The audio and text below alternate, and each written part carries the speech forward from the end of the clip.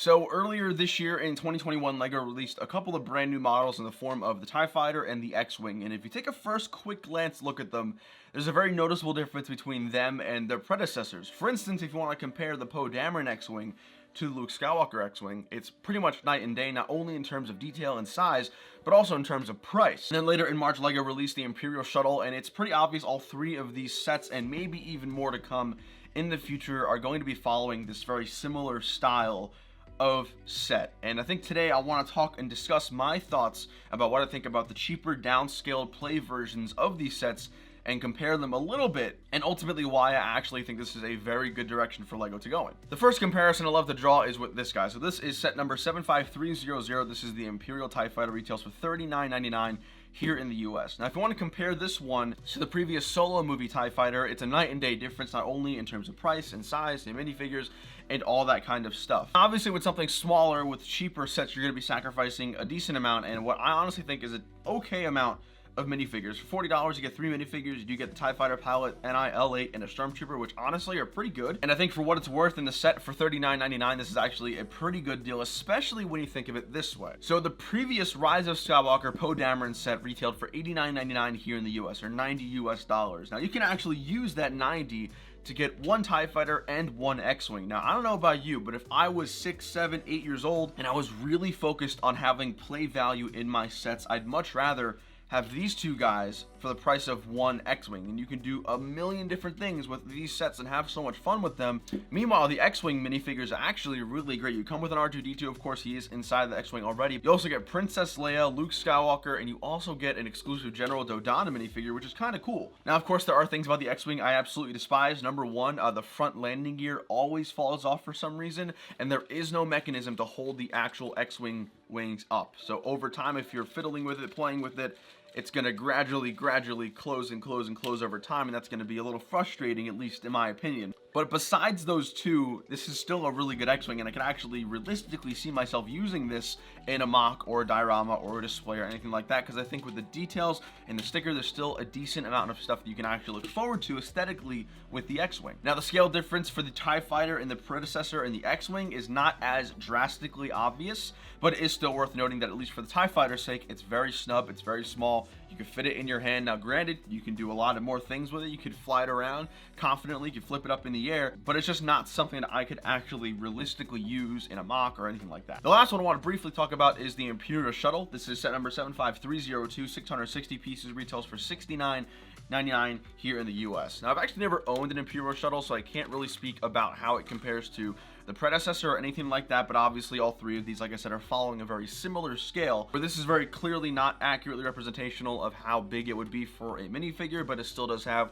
all of the crucial play features. Of course, like you guys just saw, the wings go up and down, the cockpit does open and close, you have blasters, twin blasters on the front, all that kind of cool stuff. So all the features and aesthetics are there, it's just not as blown up as you would think maybe in a UCS or maybe even the previous one. Minifigures for this one were a little bit disappointing in my opinion. It comes with Darth Vader, Luke Skywalker, and an Imperial officer. I think this would have been a great opportunity to get one of the Endo Rebel Troopers, especially since it's $70, which is 20 more than the X-Wing. So I think we should have definitely gotten at least one more minifigure with that. But as far as functionality goes, like there were problems with the X-Wing. I really can't see anything wrong about the shuttle. I mean, the bottom is a little bare bones, which is to be expected. Again, that's the point of the set. It's supposed to be easy to build, easy to fly around, easy to play with. Now, granted, these sets are still going to cost you money. $40, $50, and $70. That's going to cost you $160 plus tax wherever you live to get all three of these sets, which would be 3, 3, and 4. So we're gonna have 10 minifigures, 3 vehicles for $160+, which realistically isn't that bad if you think about the Poe Dameron costing $90, the Solo TIE Fighter, which I believe costs you $70,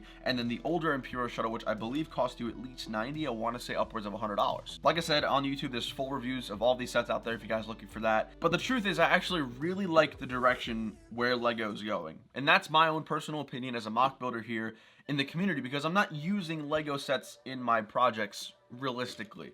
But it is really cool that I can get this for $50 and still have it look really good whether I'm building Endor, rest in peace Endor, or any other original trilogy, or maybe even sequel trilogy mock, because it looks good and it's affordable. And that's where these sets shine. It's the point of them. That's why I think they're so successful, because they're hitting an audience that knows they don't have that much money. I mean, let's be honest, there are tons and tons of Star Wars fans, and while there are really diehard hardcore fans that will buy any price set, I think the majority, I want to say at least half of the Lego Star Wars fan base is, such as myself, such as you, a little bit on a budget, doesn't necessarily have hundreds and hundreds of dollars to spend.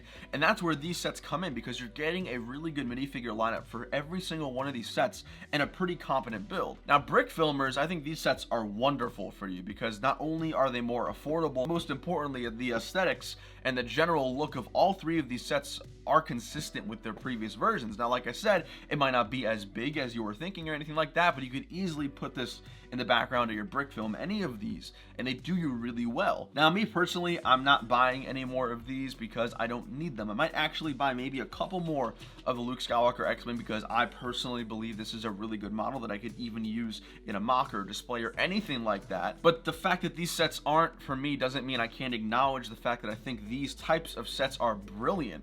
And I think they're going to do very well for Lego in the future, now that we're steering away from the $90, $100 really detailed vehicle sets with only a couple of minifigures. Now you have that same amount of money, you can spend it and spread it out throughout more stuff, getting more minifigures, getting more vehicles, and saving a little bit of money in the end, which is always a good thing. Now, I wholeheartedly believe that going forward, I know there's rumors about Moff Gideon's ship, I know there's rumors about Bad Batch shuttle and all that kind of stuff.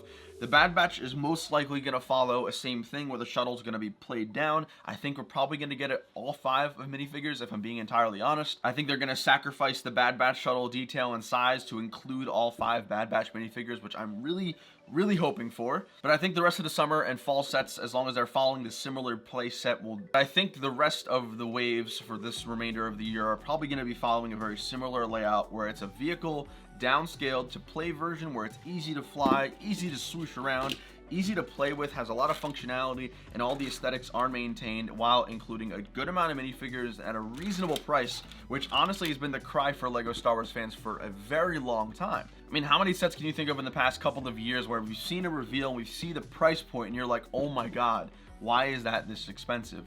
That's these new sets. The rest of this year, I wholeheartedly believe are going to be for you, if that was something that you were complaining about. And the good news is they're not sacrificing display sets like personally the ones I like, such as the helmets, the probe droid, UCS sets coming out this year, which is great. So we're really getting sets for everyone, and that's really what I'm most excited for about in terms of the rest of the sets coming out this year. And really quickly, for those of you asking, as a quick little Easter egg, no, this is not the UCS R2-D2. It's something I got from Star Wars Celebration back in 2019.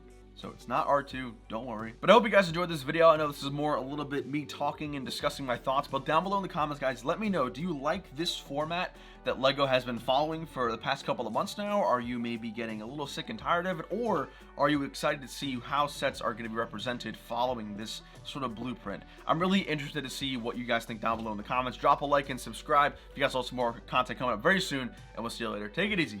Peace.